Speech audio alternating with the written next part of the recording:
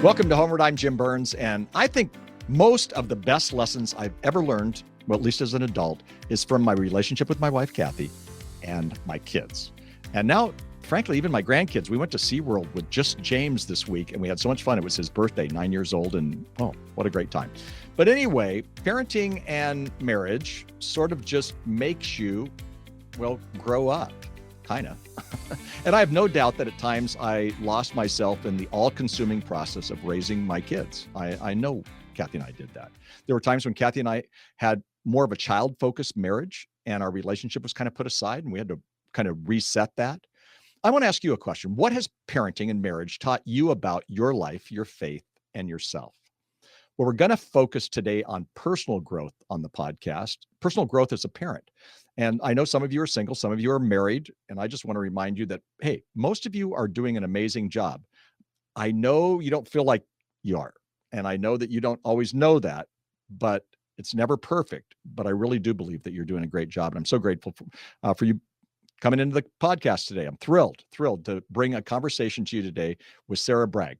Sarah is one of the most authentic people I know. She is an author, a podcaster, mom, wife, just an all-around amazing person, frankly. And she's written a great book that I know is for mothers, but okay, here's the truth. I loved the book. I read the book. I loved the book. It's called A Mother's Guide to Raising Herself, What Parenting Taught Me About Life, Faith, and Myself. And Sarah's also written another excellent book. It's a newer book. It's called Is Everyone Happier Than Me? And she had a great conversation with Paige Klingenpill about that book on our sister podcast, Embracing Your Season, Parenting the Littles and Understanding Teens.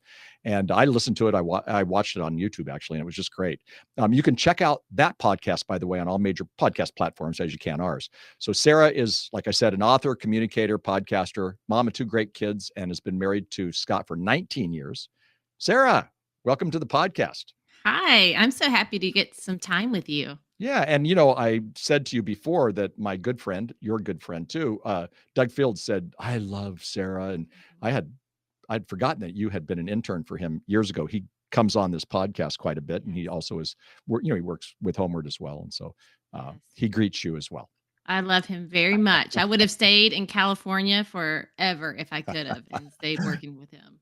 Well, I want you to speak to the mom and the dad too, because again, I think your book would be just as good for dads who actually believe that they can kind of do it all. I'm thinking, actually, I told you about Elijah here, who's working with me here in our studio. They have a 2-month-old, and I think a lot of parents go, we can do it all. I mean, we can do it all really well. We can parent the kids with these. We can make major contributions at our work and have the dream marriage. And you said in your book, and I love this, you go, spoiler alert. It didn't go as planned for me, not even close. Talk about that. Oh my goodness. And I'm pretty sure I was really believing that when my daughter was like Elijah's child, like 2 months old, like coming back to work. And I was like, oh yeah, I could do this. And I was going to try it. This was, of course, my daughter is now 16. So this was before remote work was, right, as it is. And now it's the thing, sure. Yeah, I can work from home. I can do this. Like so her schedule, she's going to nap for like 2 hours and then I'll just like feed her and then like for 30 minutes and go back to work. And just nothing went according to plan, nothing, you know?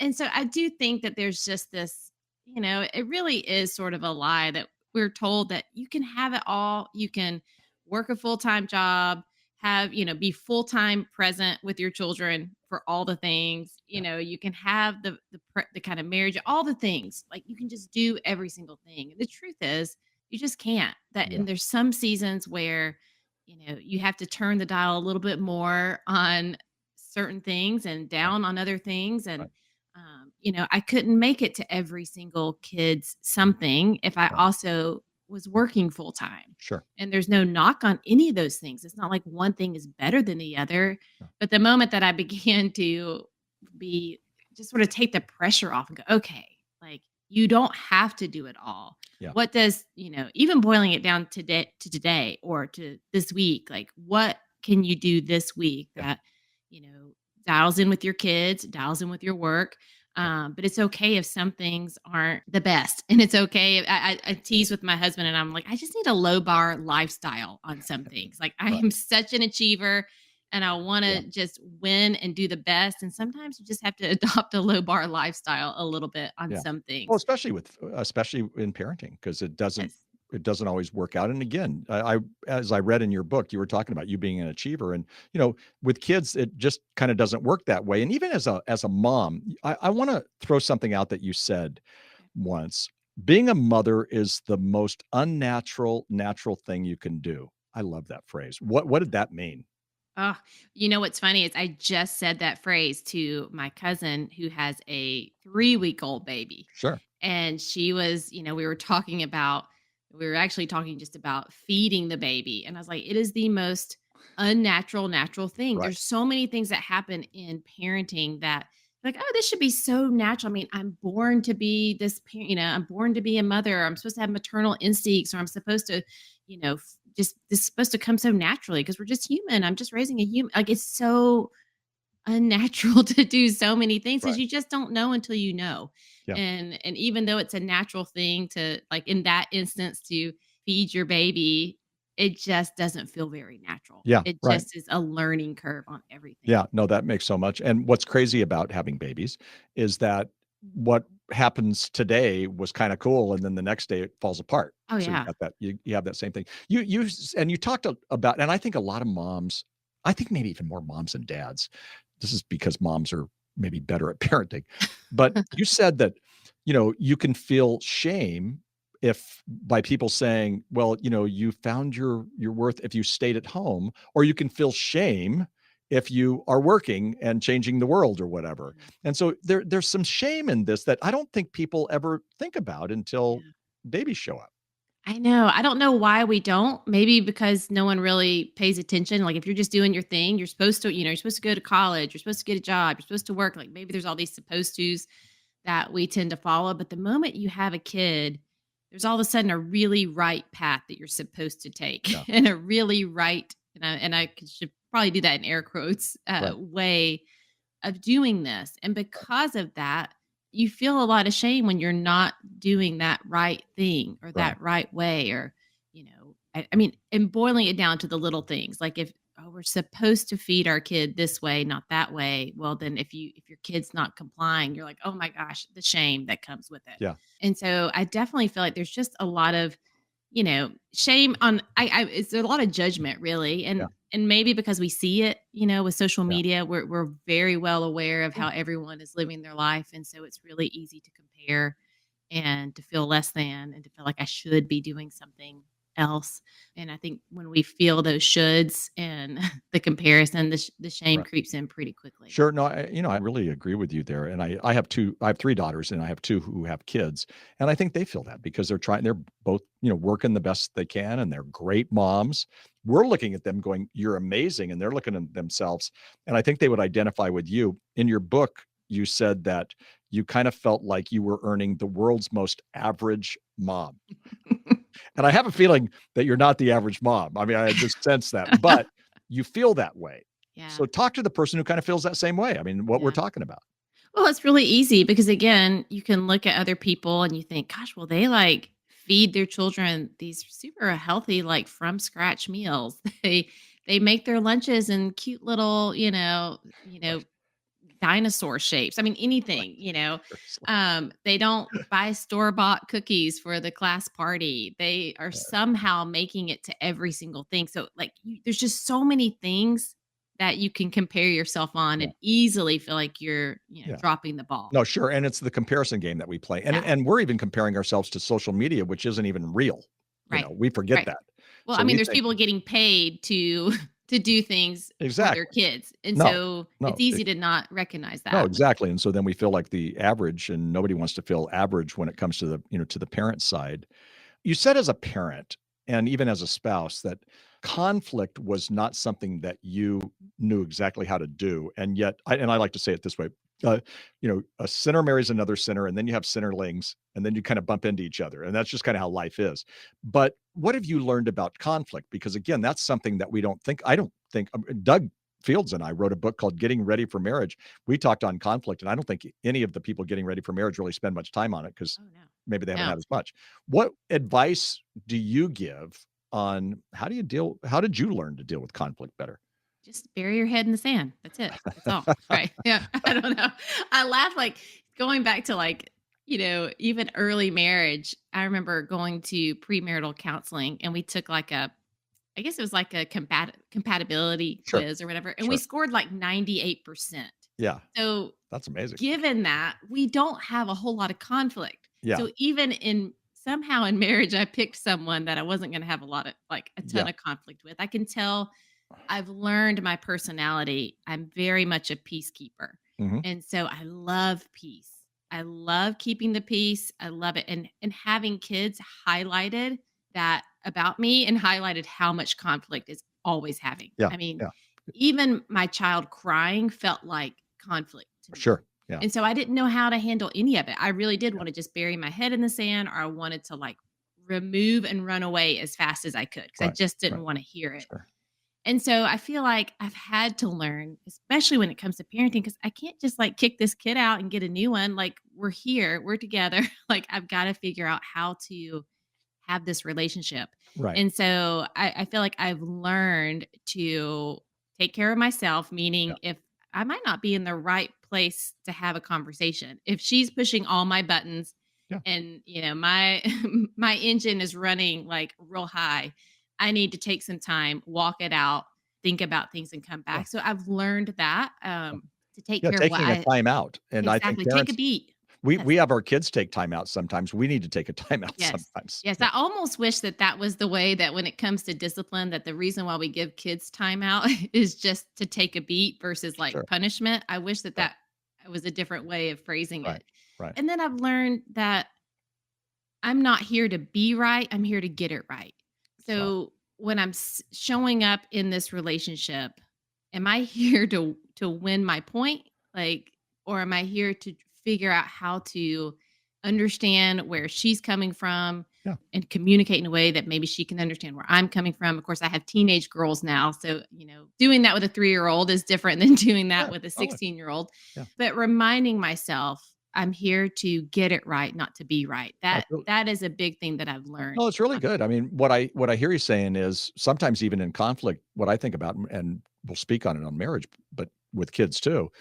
Do I need to be right or do I need to have the relationship right? Because sometimes I don't always need to be right to keep the relationship intact. That's hard because I get Yeah. defensive and I want to, go at it. I want to It win. I want Yeah, to. yeah, and sometimes we just need to take a smoke break.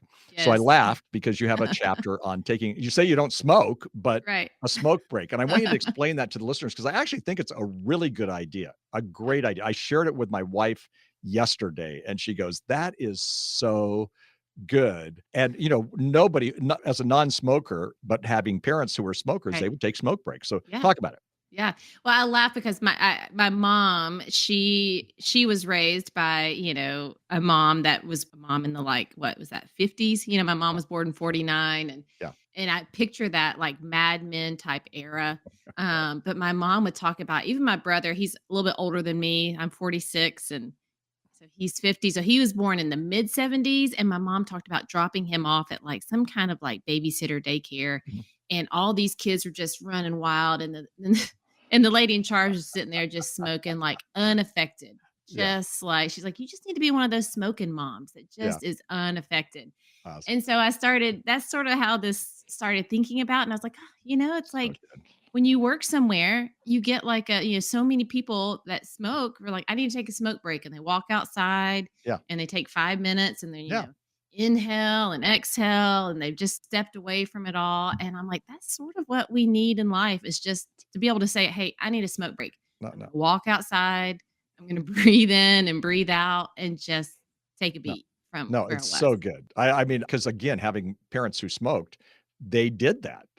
All of a sudden they would relax and, and I'm suggesting to no one to We're put not nicotine into condoning. your system, no, but to take a break sometimes, we were not meant, I mean, we talk about, the Bible talks about rest, but sometimes we just need to take a break, like a Yes. 1, 2, 3-minute break, and that Yes. I can remember my wife going, "I'm gonna go into the bathroom, I don't really need to go to the bath," she'd say to me, "I don't really need to go in the bathroom, I just need a break," and so she would go into the bathroom, I have no idea what was Right. going on in there, but she would come out and go, "Okay, I'm ready Yeah. to get through phase Yes. 19 of the day or whatever it was. Yes. I love that. Listen, we're going to take a break. It's not a smoke break, by the way, so don't go smoking. But we'll take a real quick break, and we'll be right back. By the way, Sarah has her own podcast, and you can find out about her podcast and her books all in our show notes. And I just love her authenticity. What a great conversation. I have my two daughters who have kids. This will be sent to them immediately. A mother, and I don't know if that'll work all that well. A Mother's Guide to Raising Herself, What Parenting Taught Me About Life, Faith, and Myself. And you can tell we have a lot more to come. So don't go away. We'll be right back.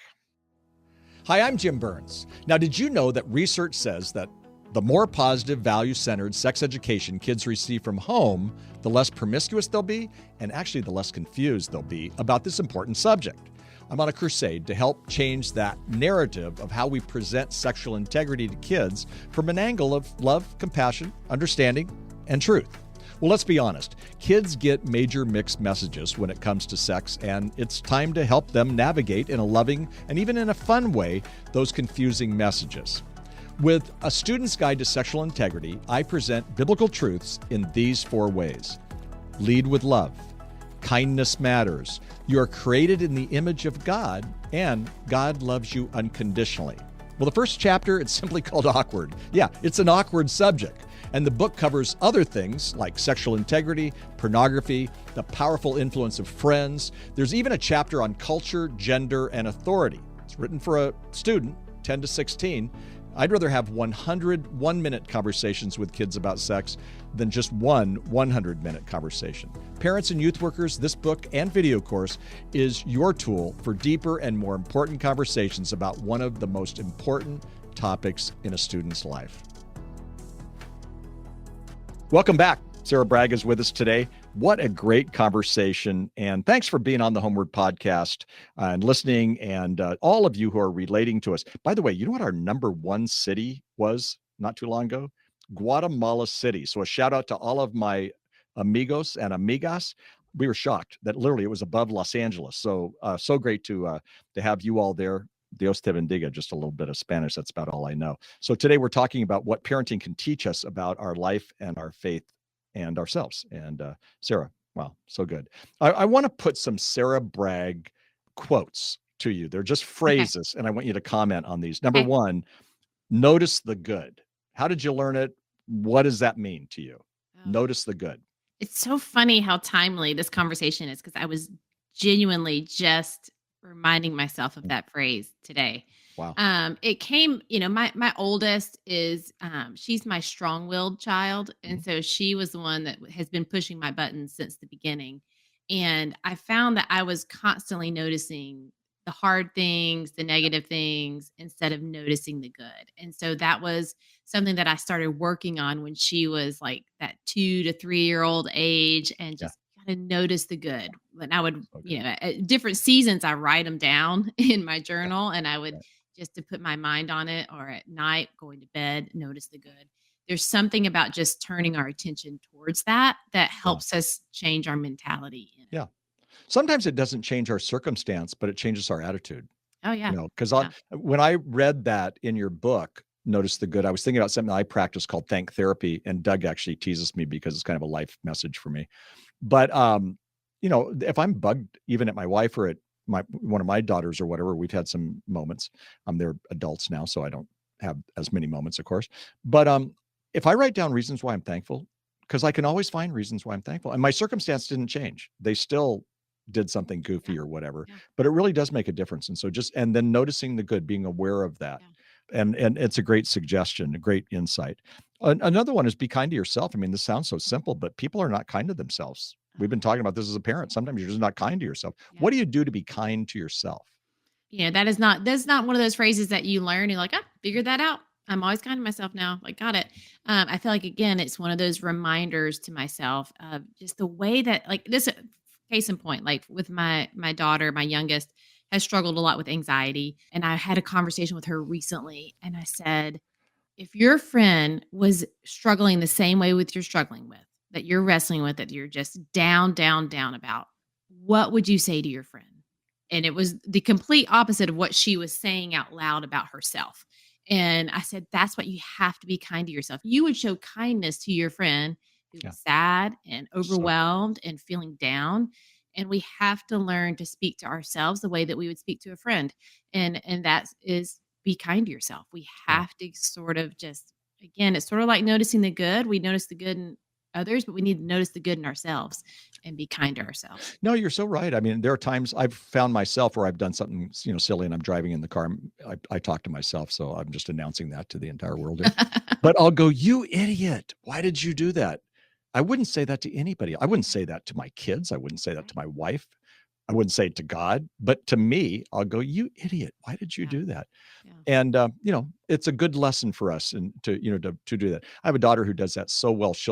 She'll give herself a treat. She'll go to, she'll just take a time out and go get a yogurt or whatever it is, or she'll go to yoga, or she'll take care of herself. Yeah. And they're Matt, her husband, takes care of the kids just as well as she does. She might not say that, but I think he does a great job, my son-in-law. And you know what? She's a better person for doing that. Yes. Being kind to herself and easing off. Because again, we aren't very kind sometimes to ourselves. You had another one. You already used this word, but I love the phrase, don't should yourself. What does that mean? Yeah. I feel like there was a lot of shoulds in my life that I've lived by. Instead of really stepping back and thinking about, well, what is it that I want or I need or who Yeah. I am? Yeah. I should do this, especially with parenting. There's a lot of shoulds, especially when Right. they're babies or when Yeah. they get older, even. They should do this. I should make sure they're in this or being influenced in this way. They should. I should go back to work or I should not work or I should, like, you could just go either Sure. way. And I feel like it's just a way of spinning out, so to speak, where Yeah. you can just be stuck and never really doing what you feel like you Mm. need to do or what is best for you, because what's best for me might not be best for you. And if we live in that should land, we sort of live for what we think everybody else expects us to do versus what Yeah. we need to do.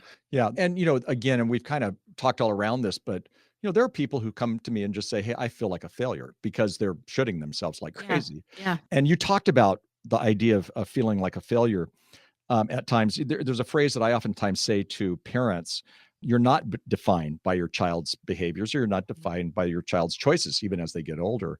We judge ourselves, and sometimes we judge ourselves really hard, and many times we feel judged by others. What advice do you have for the mom or the dad who kind of feels like a failure, but kind of feels judged by everybody else because they do something that's different? Maybe they went back to work, or they Yeah. stayed home and they were a homeschool parent or whatever, because you feel you can feel shame in every direction.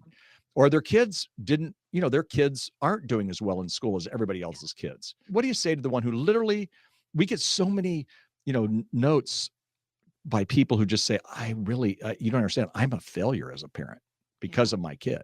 Oh, yeah. Yeah. And I love that you're saying that you're not a failure. I mean, my parents, and they're 76 years old, and there's choices that, they're adult children, me and my brother, that we have made that would be different from what they would make. And they're like, "Ugh, just I can see it on them." And I'm like, "You're not a failure." Like, you That's so know, good. you loved me, like you cared for me. I was never wanting, like, those are a lot of wins as a parent, right? Right. And so I would say that you have to keep coming back to what really matters. Yeah. Because again, we can feel like a failure based on our kids' behavior. And that is a real feeling. I feel like that is not a lie. We can definitely feel like that. But it's like what you said, you're not a failure based on anything. That Yeah. these things they're just choices. They are Right. just things that happen, and you're showing up. I think that is one of the chapters in the book, is that showing up is enough. And I No, think I love that. Yeah. that is what winning is with Right. parenting. It's Yeah. showing up, and that Yeah. that makes you not a failure. No, and I love that phrase, because showing up, I call it sometimes the power of being there. And I actually wrote it when I Yeah. read that chapter in your book. I went, "Oh, the power of being there," because presence matters. Mhm. And sometimes a soccer mom or a hockey dad or whoever, they're like, they're making most of the games or the dance recitals or whatever. But they're feeling it's never good enough in them. And sometimes that's because they had that in the past. But yeah, it is making a difference. And the sacrifices do make a difference. And sure, your kids aren't going to be you. Our daughter Christy said, I had to, when she was in college, she said, I had to kind of renounce my parents' faith to own my own faith. Now, interesting enough, we now go to the same church, and she doesn't live very far, and the grandkids are at our house all the time. In fact, Kathy's watching the grandkids as we speak. But, she had to become her own self, her own Yeah. person. And sometimes in that, when she said that, I had to disown my parents' faith, not renounce. I had to disown my parents' faith. I was like, we are total failures. And yet, Yeah. it turns out great. Yeah. And it's not the same. Yeah. We don't we don't see eye to eye on some things, but still at the same time, that's not really about Kathy and me. We did the best we could. Well, and again, that comes back to what we said earlier about that when we feel like this pressure that there's a right way Yeah. and a right way of thinking, a Right, right way of right, acting, a right. right way of choices. We can feel like failures when our kids Yeah. don't follow that path, when really our kids are their own unique human Yep, and their exactly. own wiring and their own path. And we have to let Yeah. them, and I'm preaching to myself because I'm just in the thick of teenagers, Yeah. but we have to let them figure their way out in Yeah. that Yeah. it's No, okay if they don't follow my no, way. you're so right. I feel like this conversation is for so many people, they're just hearing us talk and they're like, oh, I want more, because again, they don't have people in their life who are saying, hey, good Yeah. job. I mean, it's not perfect. And, I think you're an incredible writer, by the way. I was telling our friend Doug today, I just go, oh my gosh, I don't know if you've read her book. It's to Mom, so I doubt if you have. But I said it was written so well. And there's a phrase in there that and we don't have a whole lot of time left, but I want to quote you again. I've done this the whole time. And this is what you said. And I thought it was so powerful. Sometimes if I tallied up all the hard parenting days, would they outnumber the easy ones? And I just appreciated your authenticity because, I think there's a lot of people that go, they may question it. They don't know. I mean, because you do have great days and you have really tough days. Yeah. I want you to speak to me, but also to our listeners who might be feeling that same way. Give them some hope through this Yeah. process. Well, and I think for me, because it kind of circles back that I did earlier thing, I don't like conflict. I don't like hard. I like things to be easy and Mhm. quick and efficient. Yeah. And with parenting, there are a lot of hard days. And Mhm. on those hard days, it can make me think, well, maybe I just wasn't supposed to be a parent. Like, I think if it's hard, maybe I wasn't supposed to do it. And maybe if maybe easy is the evidence that I Mhm. was supposed to be doing this or this was the right thing to be doing. And so it's a matter of going, just because it's hard doesn't mean you're supposed to not do it. It's Right. it's okay that it's hard, and it's okay that, you're exhausted by the end. It's okay if you had conflict. Conflict's not a bad sign of something, and it's a sign of two different people trying to live together in relationship. Right. So I would just encourage you to go, it's okay that it's hard.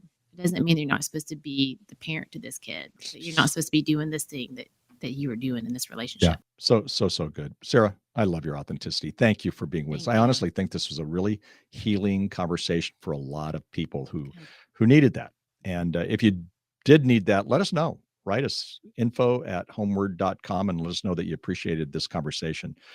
Thank you, Sarah, so much for coming onto the podcast. I loved your book. Yeah, I have said it. I admit I read a mom book.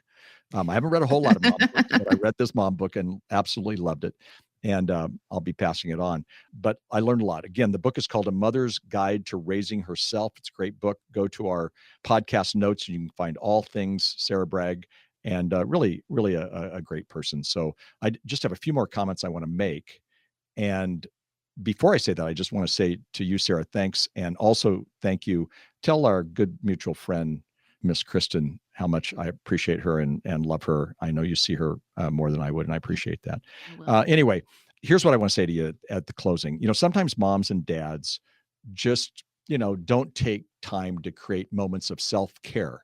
And self-care, a lot of times people think that's a selfish word. It is not a selfish word. It actually makes you a better mom, a better dad, a better spouse, and frankly just a better human being. So I think we've been talking a little bit about this. So fight for times to rest. Do you rest on a weekly basis? And again, I'm not telling you to take 24 hours. That would be cool. But do we find time to rest? Because rest heals. Do we find times of refreshment? What refreshes you? What refreshes me is going to be different than what refreshes you. But find things that refresh. And then also restore. You notice that I'm using the R word here. Restore your relationships. And sometimes that's by going out on a date with your spouse. It's by taking your kids out for something fun. And speaking of fun, that's the last one, recreation. Have serious fun. And that's a form of self-care as well. And I know it's something difficult to find the time, especially when you've got those little kids. A lot of you here who are listening do have those little kids. But the people I know who are thriving, and thriving doesn't mean perfect, but the ones who are thriving are the ones who find time to apply self-care to their life. So make it happen, even if it's a few minutes. Everybody needs what Sarah called a smoke break without smoking, everybody. So anyway, thanks for listening today and watching on the Homeward YouTube channel. You can find more great parenting and marriage stuff at homeward.com. And don't forget to pass this podcast on to your friends and to your family. There's somebody who needed to hear this conversation. Hey, until next time, I'm Jim Burns. Thank you so much for listening.